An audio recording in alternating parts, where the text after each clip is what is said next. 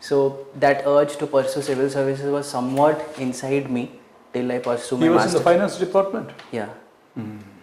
Okay.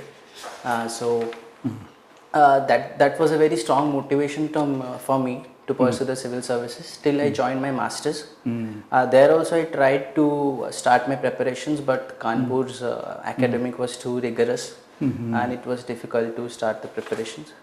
And during So, Saurav, what if Israel, or following the example of Israel, any other country decides to use or misuse AI in its geopolitical conflict with another country? Because now the pages are exploding, walkie-talkies are exploding. Tomorrow we don't know what all will explode. Definitely. What do you think of this? So for me, there should be a global AI policy, demarking the advantages and disadvantages and the possible misuse of the AI in the future and in the technology. Just one more question, Saurav. Yes. And then, okay. That is, yesterday, the United Nations General Assembly is in session. Even the American president has agreed that yes, we should reform the council, Security Council. And they are talking in terms of democratizing the body, making it transparent, inclusive, accountable. What does it mean? Does it mean that they are going to do away with the veto system? The veto system is seen as a privilege of a few people and a vestige of the Second World War and Cold War legacy. Are they going to do away with this veto power, make it really democratic? So as far as the current geopolitical scenario is concerned, regarding the China's economic, military, political rise in the global trade and political affairs, it's very difficult to go away with the veto system. It's really difficult because they have good say and great say in the world affairs, particularly if you consider China is really concerning, and now recently also US, in spite of the differences with China, is engaging with China in trade terms, trade on economic terms, despite the military aggressiveness shown by China. So definitely US won't, as US has the most power in the United Nations, it won't do away with the veto system without much more consultations done with other global powers. But the rise of India also on the global level definitely marks a step and the beginning of the UNSC reforms. Hopefully we will be able to see that the permanent members are expanded to include India and other emerging economies. Good. The poem book self-published in Amazon. Can you recite a few lines or a short poem, Saurav? So I don't remember the exact words, but the gist of one poem I love is Silver Lining, Okay. which I wrote during the COVID period. So basically the book is all about my real life experiences and my various thoughts dealing with situations during post and before COVID times. So it was mostly like I was trying to focus on the positive aspects because that was also a crucial time when I was trying to change my career options. So in spite of the very dark moments and some of the difficult situations, I was trying to be optimistic. Good, sir. Very good, sir. Okay, SOURAV. You passed in 2019, no? Yes. Metallurgy is your subject. Yeah, material science. Material science. Yes. So material science and metallurgy, what is the difference? For considering the academic point of view, metallurgy is limited to the traditional and conventional minerals, metallurgical ores, deposits, mineral extractions. But material science has evolved a lot of itself over the years, and it's a holistic and broad-based disciplines which not only considers metallurgy but also sciences regarding materials like mechanical metallurgy and extractive metallurgy, batteries, semiconductor systems, physical sciences, and also it includes biotech to a few extent. It's much more broader and holistic than metallurgy. Okay, so but do this IIT gives a degree in material science? Yes, sir. It has material science and engineering as the degree. Material science and engineering. There is also metallurgy and engineering. That is also there is a subject. So it's not in every IITs. Different IITs have different. But they have disciplines. metallurgy Yes. also. So, but they are treated as at par when they go for competition. So normally to be very honest, the research facilities is much more better in material science than metallurgy, because now everything is connected to the renewable energies, semiconductors. My point is not there. Suppose there is a scientist post in material science. The metallurgy Yes, sir. person can also get an equivalent degree, consider his degree as equivalent for this job. Yes, sir. Yes, sir. So they will go together. Yeah. Okay, that's what. Okay, so you are working since 19, no? ITPL, it is Applied Materials Private Limited. Where it is? In Bangalore? Yes, sir. So I have left the job in 2022. True, and then, okay. Reading books, writing poems. What is the poem, that book that you have written? So it's sweet and sour renditions of my thought. Oh. It is a compilation of a number of poems? Yes, sir. 10 poems. 10 poems. Yeah. Short poems. Published by? So it's self-published on Amazon Kindle. Okay, Amazon Kindle it is available. Yes. It's freely available. Oh. Is it in English or Odia? English. English. So most of the poems have a common message, or there are different messages? Different messages. Different messages. What are the But measures? What are the most important? So the most important focus is looking at a brighter side of life. When you are at a low level or you have hit the rock bottom, how to look at the positive aspects of life. It's mostly associated with nature also. I love spending time with nature and listening music. So how lot of things can help you in the personal development and increasing your mental strength during tough times. Okay. Okay, you have been writing poems, but do you know poem writers in English from Odisha? Anyone? Sir, in English, Sitakant Mahapatra. Sitakanta Mahapatra, he writes in Odia, not in English. I can't recall right now, but I thought he may have written few poems or short novels in English. I'm not sure. He is a writer in Odia. And Sachidanand Rautre. There are few people who are there, but among them the most important one is Professor Jayant Mahapatra. Jayant Mahapatra. You ever heard of Man him? of I have heard. Yes. He passed away recently. Yes. Yeah. man of physics, Okay. but writes in English. Yes. A well-known writer, and there are many more, but try to get into some of those people and their writings, because your hobby you were mentioning on poems, and so people may find interest in this. Achha, one more thing, you had a prize in a debate, hydrogen fuel car.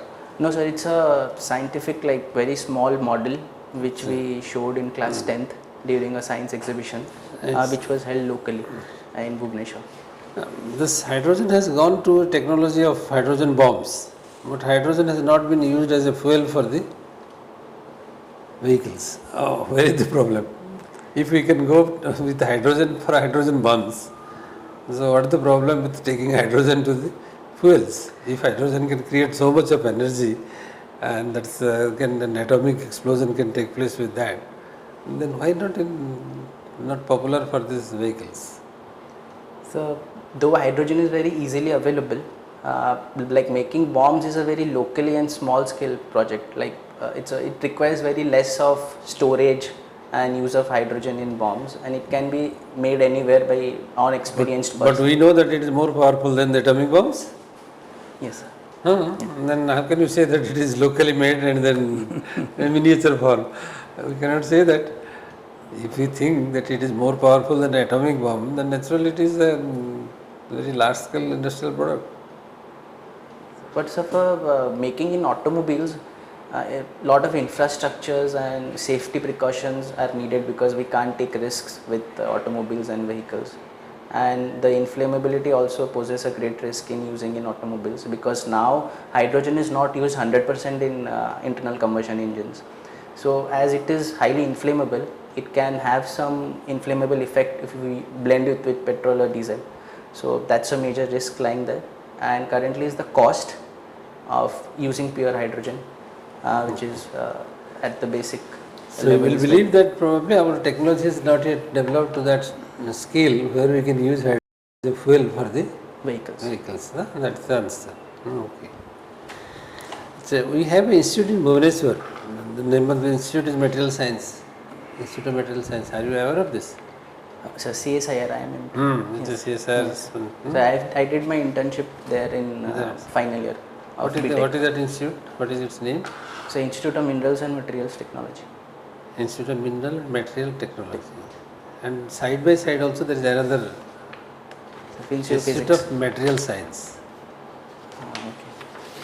So there is one, and that is from the Atomic Energy Okay. Department. Institute of Material Science, which was not earlier there. They have opened up a, but it is 10 years old. So if you do not know, it's all right, but the people may not be knowing in the office also, OPSC office, so need not bother, but for your general knowledge, I just wanted to let you know. Oh, And your native place is, so Bhubaneswar. you belong to Bhubaneswar. Yes. So how much you know about the history of Bhubaneswar? So initially, now it's the capital of Khordha. How much back you can go in history for Bhubaneswar? Means from which year you can tell about the story of Bhubaneswar?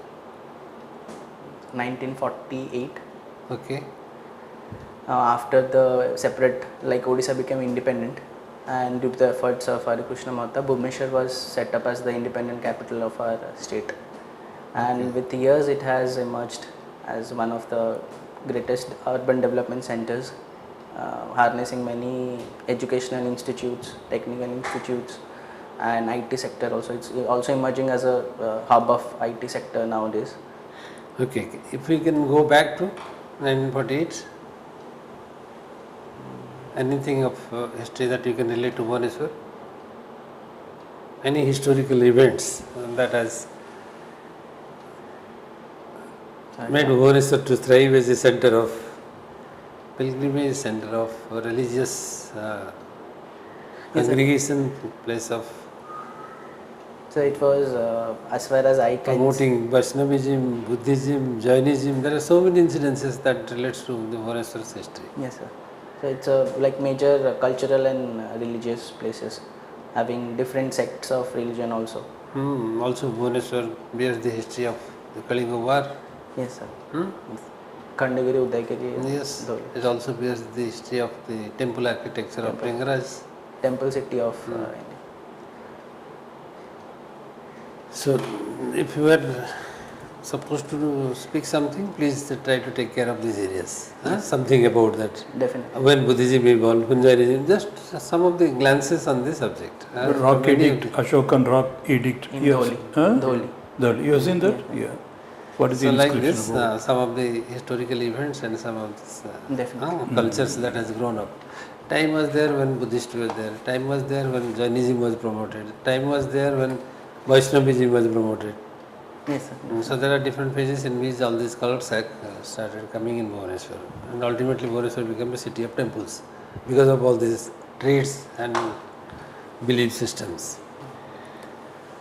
Okay, sir. Okay, then. So, Saurabh, He is a definitely good student, so there is nothing much to. Political science is an international lesson. No, we are not asking much because lack of time and there are many candidates are there.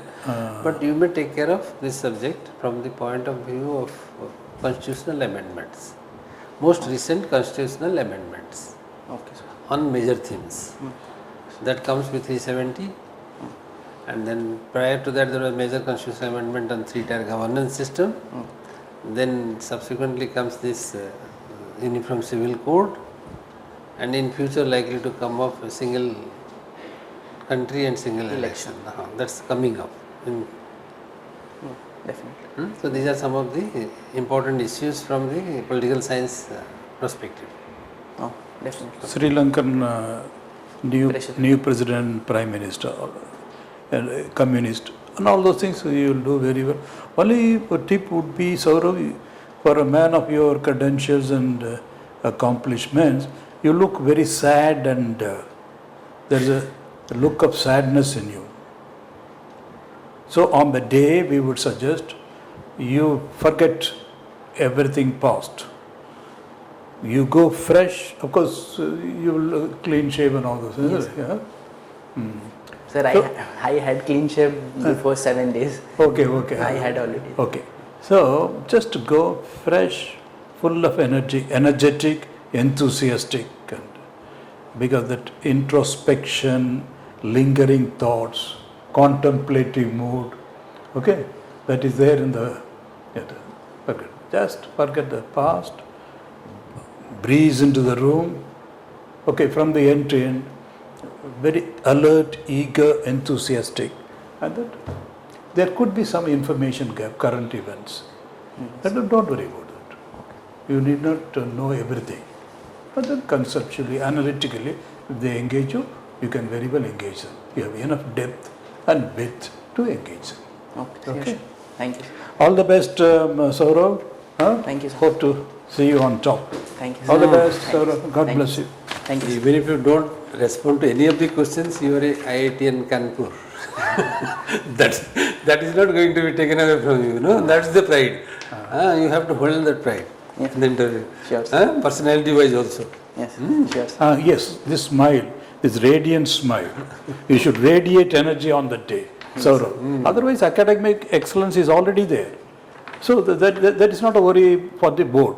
Whether you are going to be energetic and enthusiastic in Odisha civil service, that will be the big concern.